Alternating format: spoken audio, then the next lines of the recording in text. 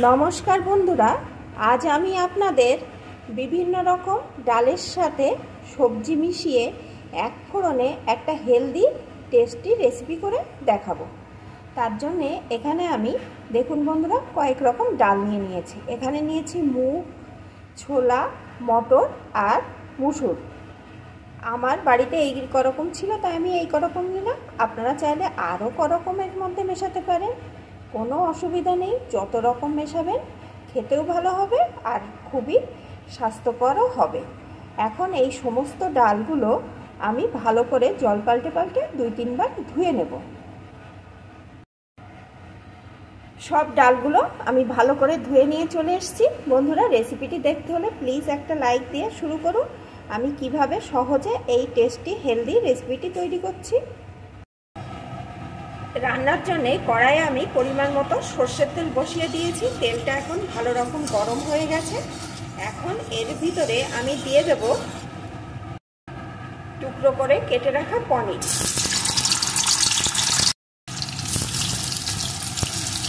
পনিরগুলো এপিট ওপিট করে একটু লাল লাল করে ভেজে নেব। পনিরের টুকরোগুলো সুন্দর করে ভাজা হয়ে গেছে, এখন আমি তুলে নেব। এখন এই তেলের ভিতরে আমি ফোড়নে দিয়ে দেবো 2টো শুকনো লঙ্কা, একটু গোটা জিরে। ফোড়নগুলো লাল লাল করে ভেজে নেব।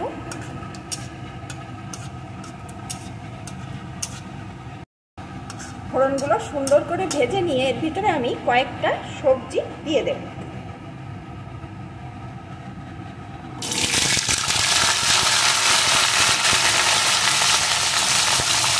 এই সবজির ভিতরে আছে একটা গাজর টুকরো করে কেটে রাখা, এক টুকরো পেঁপে একটু ছোট ছোট টুকরো করে কেটে রেখেছি, আর 2টো পটল অর্ধেক করে কেটে নিয়েছি।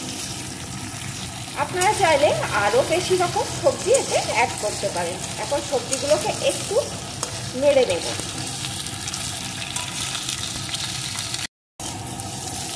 সবজিগুলো তেলের সাথে নেড়ে নিয়ে এখন ধুয়ে রাখা ডালটা দিয়ে দেব।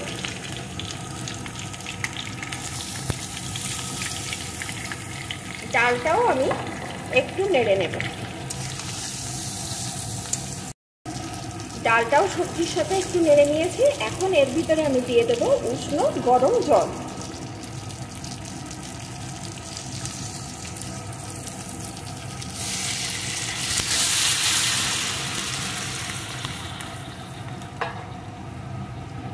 জলের পরিমাণটা আপনারা আপনাদের পছন্দ অনুযায়ী দিয়ে নেবেন, তবে জল যদি কম বেশি হয় তখন আবার একটু গরম করেও দেওয়া যাবে। এখন এর উপর দিয়ে দেবো 3টে চেরা কাঁচা লঙ্কা। মিডিয়াম টু লো আছে এইভাবে আমি কিছুক্ষণ রান্না করে নেব, যতক্ষণ না সবজি ডালগুলো ভালো রকম সিদ্ধ হয়ে যায়।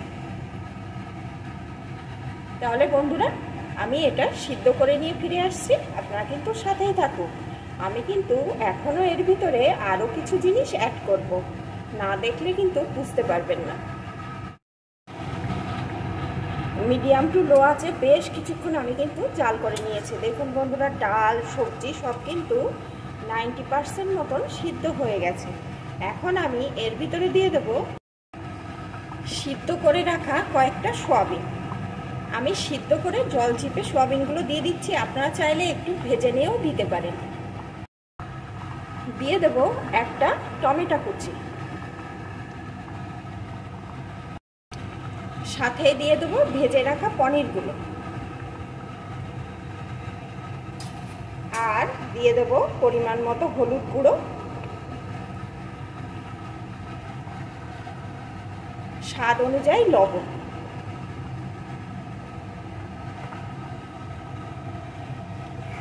এখন আরো কিছুক্ষণ ফুটিয়ে নেব।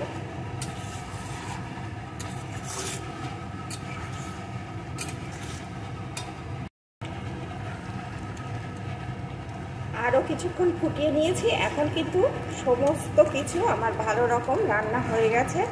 আর দেখুন বন্ধুরা কতটা লোভনীয় লাগছে। আর এইরকম সবজি, পনির, বিভিন্ন রকম ডাল সোয়াবিন সমস্ত কিছু কিন্তু একদম হেলদি রেসিপি। আর আমি কিন্তু একদম অল্প তেলে এক ফোড়নে খুব সহজে রান্নাটা করলাম। আপনারা চাইলে এইভাবে কিন্তু আরও বেশি রকম ডাল, আরও বেশি রকম সবজি দিয়ে রান্নাটা করে নিতে পারেন। আর এটা কিন্তু খেতে অসাধারণ হবে। আপনারা চাইলে এখন একটু মিষ্টিও দিতে পারেন, তবে আমি দেব না, মিষ্টি দেওয়াটা স্বাস্থ্যের পক্ষে ভালো হবে না, এমনিতেই খেতে ভালো লাগবে। এখন আমি এর উপর দিয়ে দেবো ভাজা জিরের গুঁড়ো। আপনারা চাইলে একটু ঘিও দিয়ে নিতে পারেন, তবে যেহেতু হেলদিভাবে আমি রেসিপিটি করছি কোনো রকম ঘিও দেব না। ভাজা জিরের গুঁড়োটা দিলেই রান্নার সেন্টটাও ভালো আসবে আর খেতে অসাধারণ হবে। এটা আপনারা রুটি, পরোটা যে কোনোর সাথে খেতে পারেন, অসাধারণ খেতে হবে। বাচ্চা বড় সকলেই কিন্তু এটা সুন্দরভাবে খেয়ে নেবে। আর এর সাথে সাথে অনেকগুলো পুষ্টি একসাথে পেয়ে যাবে। এখন কিন্তু এটা পুরোপুরি আমার রেডি। বন্ধুরা, আমার এই রেসিপিটি আপনাদের কেমন লাগলো প্লিজ কমেন্ট করে জানাবেন। ভালো লাগলে লাইক করে দেবেন। এখন এটা আমি নামিয়ে নেব।